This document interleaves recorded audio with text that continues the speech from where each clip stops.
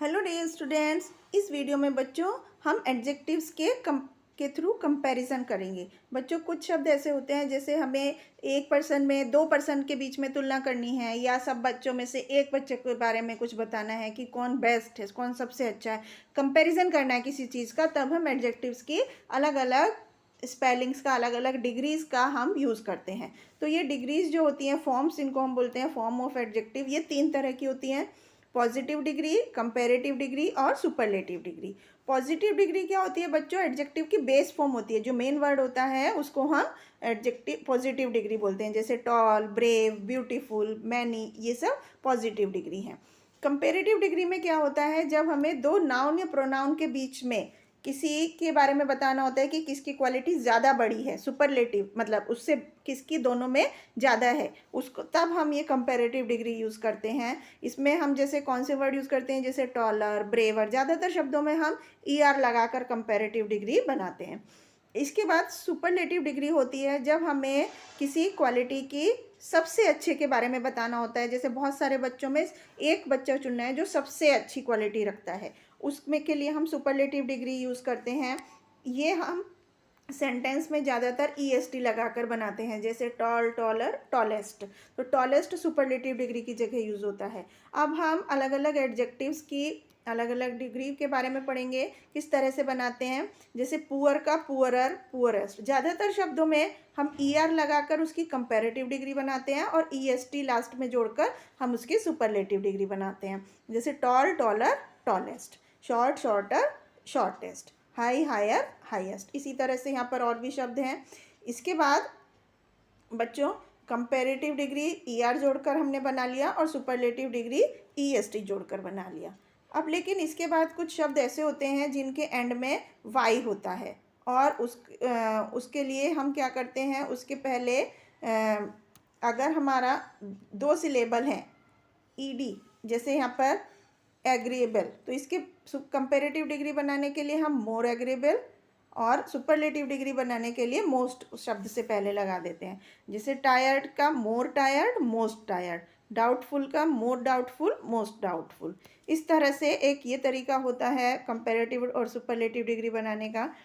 इसके बाद कुछ एडजेक्टिव होते हैं जो इरेगुलर तरीके से फॉर्म किए जाते हैं, जैसे गुड या वेल का बेटर और बेस्ट, बैड का वर्स, वर्स्ट, लिटिल का लेस, लीस्ट, मच का मोर, मोस्ट। इस तरह से हम कंपैरेटिव और सुपरलेटिव डिग्री बनाते हैं।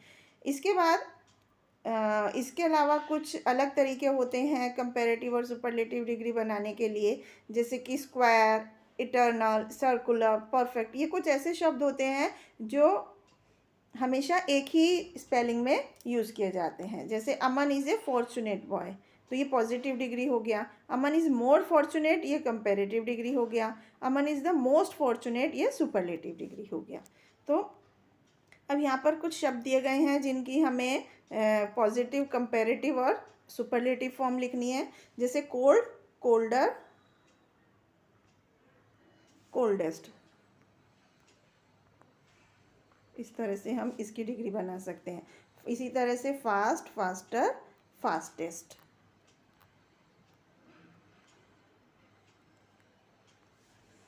Kind, kinder, kindest, short, shorter, shortest, young, younger, youngest. इस तरह से हम डिग्रीज बना सकते हैं। इसके बाद अगले क्वेश्चन में कुछ सेंटेंस दिए गए हैं जिनमें हमें करेक्ट फॉर्म लिखनी है। जैसे दिस हॉर्स इज, अब यहाँ पर क्या है बच्चों? कंपैरिजन है दो चीज़ों का। तो this horse is bigger that one, या he got the highest marks in the district, क्योंकि डिस्ट्रिक्ट में बहुत सारे बच्चों में से एक को चुना गया। Mister Vikas is taller than mister Manoj. इस तरह से हम अलग अलग एडजेक्टिव्स की डिग्री यूज़ कर सकते हैं। या this student is more intelligent then that one. अलग अलग कुछ भी एडजेक्टिव वर्ड हम यूज़ कर सकते हैं। इसके बाद नेक्स्ट क्वेश्चन में बच्चों हमें फिल इन द ब्लैंक्स को कंप्लीट करना है। Today is the last day for receiving books in library. Simi can not walk any further. Raju has one elder sister. He is older than I. इस तरह से हम इन सेंटेंस को कंप्लीट कर सकते हैं। तो ये था बच्चों कंपैरिजन ऑफ एडजेक्टिव्स के बारे में, एडजेक्टिव्स की अलग अलग फॉर्म्स के बारे में, पॉजिटिव डिग्री, कंपैरेटिव डिग्री और सुपरलेटिव डिग्री। तो आई होप आपको समझ में आया कि कौन सी वर्ड हम कहाँ पे यूज़ करते हैं। Thank you.